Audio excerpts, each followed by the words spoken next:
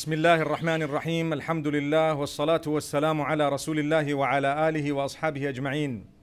We commence praising Allah subhanahu wa ta'ala, sending blessings and salutations upon Muhammad sallallahu alayhi wasallam, his household, his companions. May Allah bless them and bless every one of us and grant us goodness.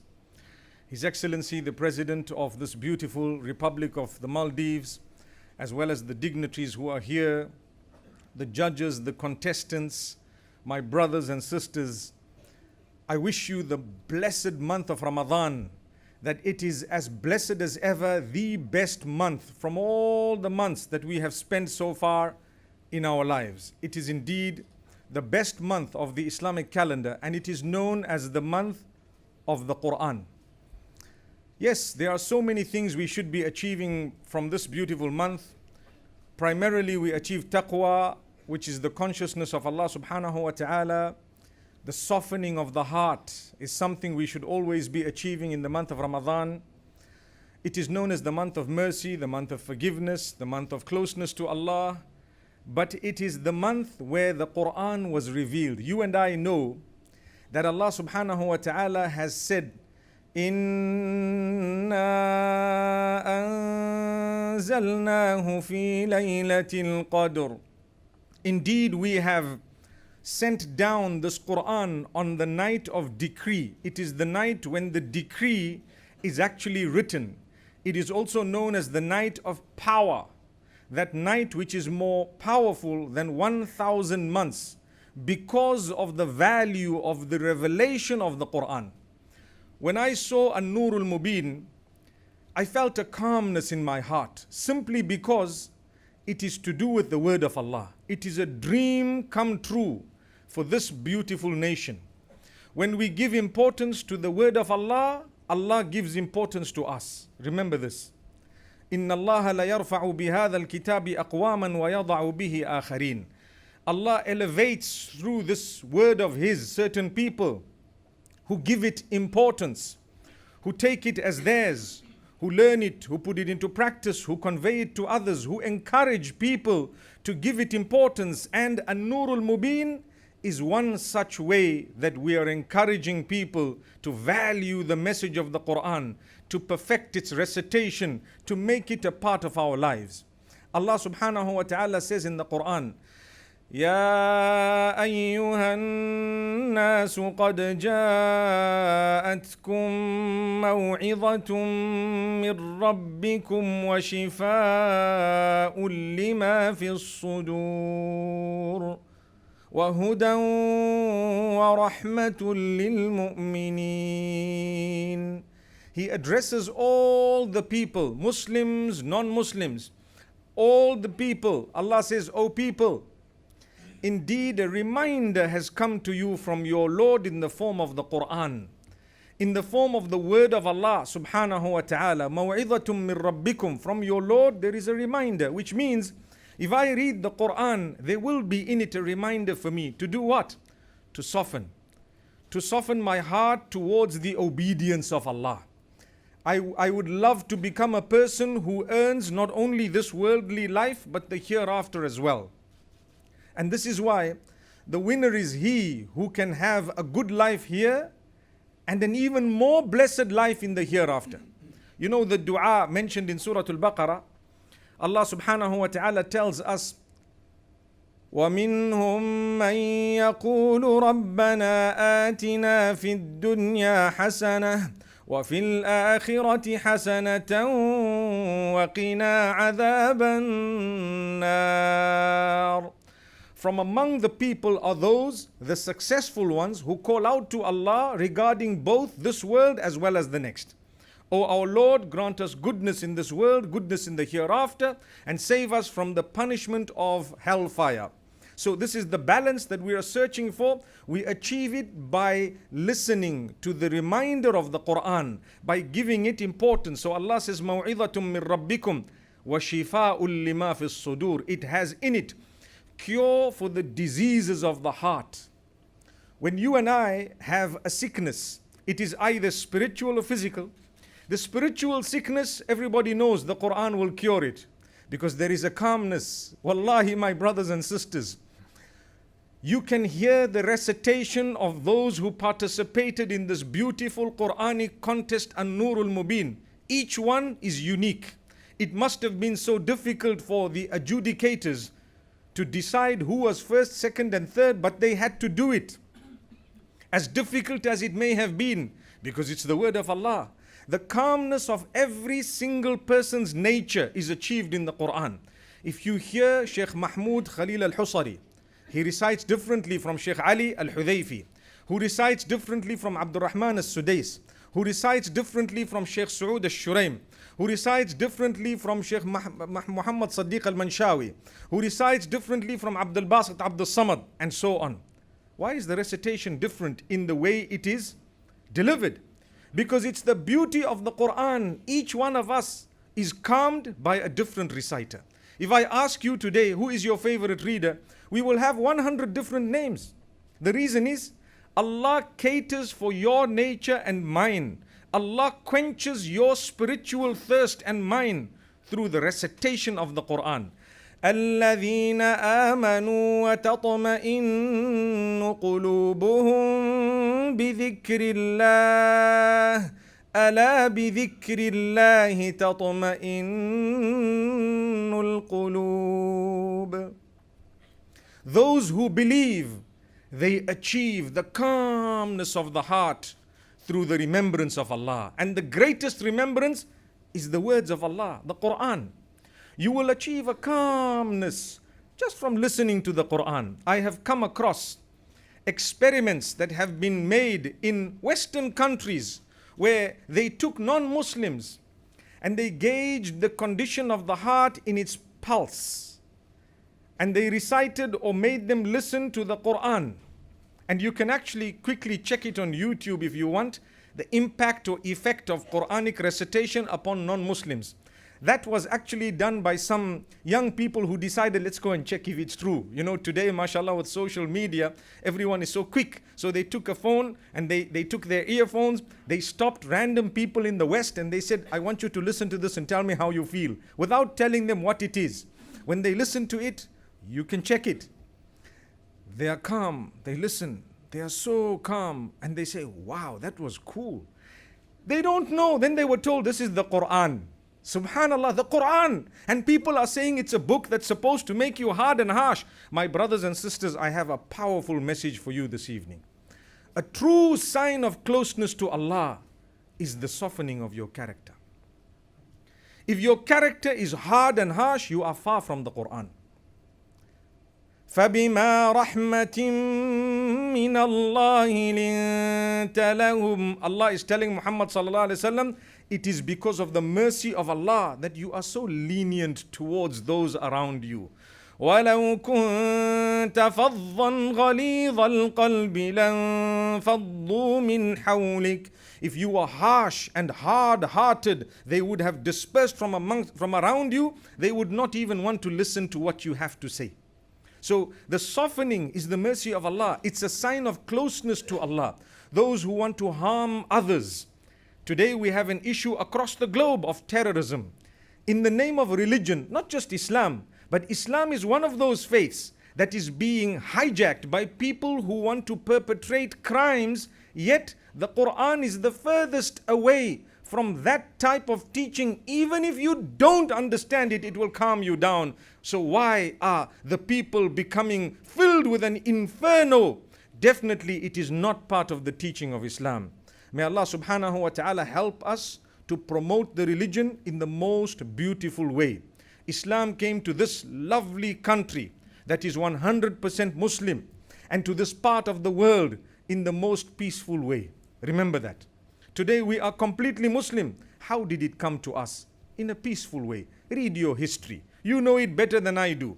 Let's go to Far East Asia. You will be able to see what happened there. Islam entered through honesty and the character and conduct of the people who visited them.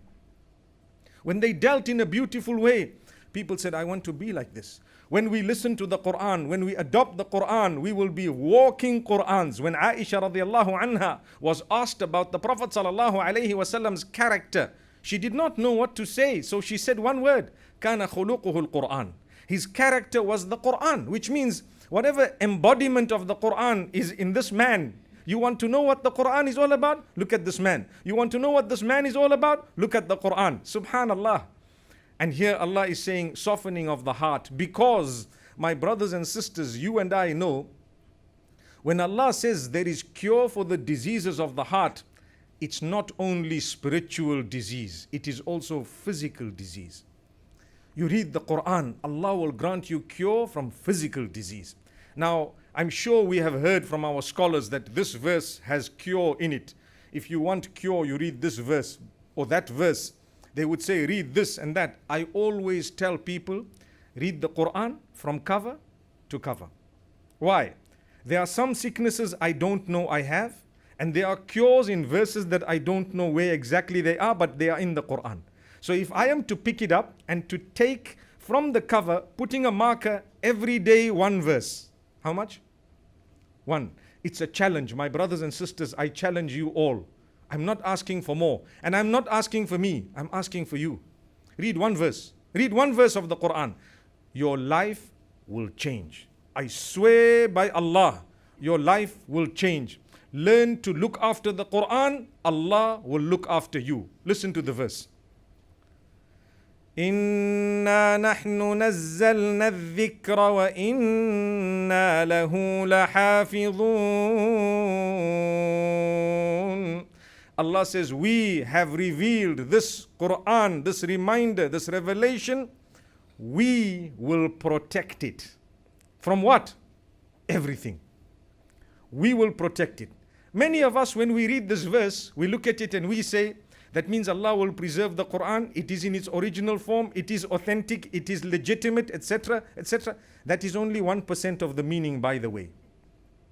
There is 99% that we have slipped. We have forgotten. No one's drawn our attention to it.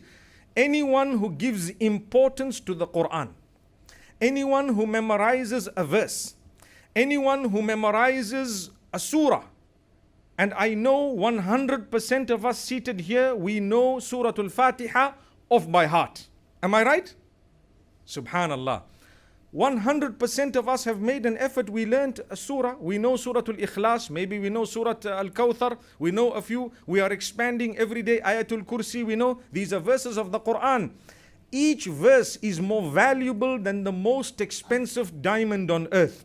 If you have it in your heart, Allah says, I will protect you. I will protect you because I promised I'm going to protect the Quran. If you made an effort to look after it, I have to look after you because you have it now in your heart. When a person has the most valuable diamond in his hand and he walks on the street, the jeweler will come to him and say, come here, wait. Walk with all these bodyguards, subhanallah, because you know what you have in your hand. You are in danger, subhanallah. We need to look after you from those devilish people who might come and pinch. They might even kill you as a result. Wallahi, the Quran is more valuable. Allah says, wait, we will protect you. We will send angels to look after you. We will make sure that you are walking calm, you are relaxed. You might have challenges, but you will be content. When we have challenges in our lives, that's the promise of Allah. You will have a challenge. Every day you will have a new challenge. The most beloved unto Allah subhanahu wa ta'ala, Muhammad, peace be upon him, had the biggest challenges. He lost his father prior to birth. He lost his mother. He was born an orphan. He grew up. He lost the uncle who was looking after him. Later on, he lost the grandfather who was looking after him. Later on, he continued and the people belied him one after the other. When he went to Ta'if, you know what happened? In Mecca, what happened? Then when he went to Medina, the wars one after the other against who? The best of creation, the most noble of all prophets. He lost all his children in his lifetime besides one. All his children passed away in his lifetime. The boys passed away when they were small. The girls passed away when they were old. Why did Allah do this to the most beloved, the most loved? To calm you and I down to say, Inna lillah wa inna ilayhi raji'un. We belong to Allah. We have to go back to Him.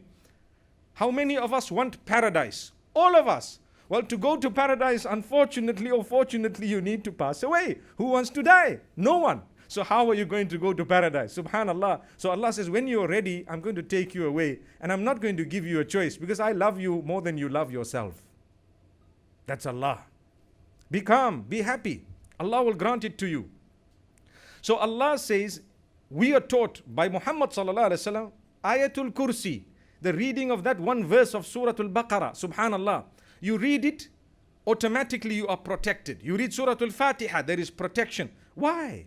Because Allah says, we reveal this Quran, we will protect it. So, a hafiz of the Quran is protected by Allah with bodyguards we cannot see, because he has with him something that is more valuable than the most valuable items present on this earth. The same applies when you make an effort to learn one verse. I promise you, I have had people come back to me and say, Sheikh, you know what? We try to memorize. I'm not strong at reading Quran, but I listen and I try to repeat a few times, only with the intention I want to please Allah. This is His word, even though I don't understand so much, but it's the best word, the word of Allah. And I try to memorize one verse every week. And wallahi, you are so true, I am content. I have so many problems, but I am a happy person. People ask, when you have problems, how do I know, is it a punishment of Allah or a test of Allah? This is the month of Ramadan, right? A lot of the wars took place in the month of Ramadan. The Battle of Badr took place month of Ramadan. The answer is, it's in the condition of your heart, not in what is happening to you. Anything can happen to you.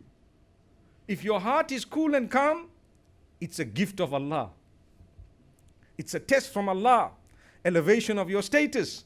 But if your heart is not calm, you are angry, you are upset, you get absolutely absurd, and you are so depressed, that is a sign that perhaps you need to increase in your link with Allah, develop it further.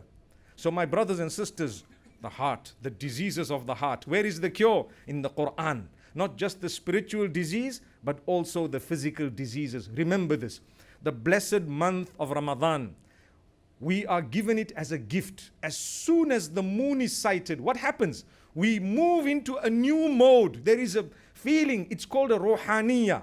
You know, it's called a spirituality of this month that we feel in it because of the blessings that Allah has placed in the beautiful month of Ramadan.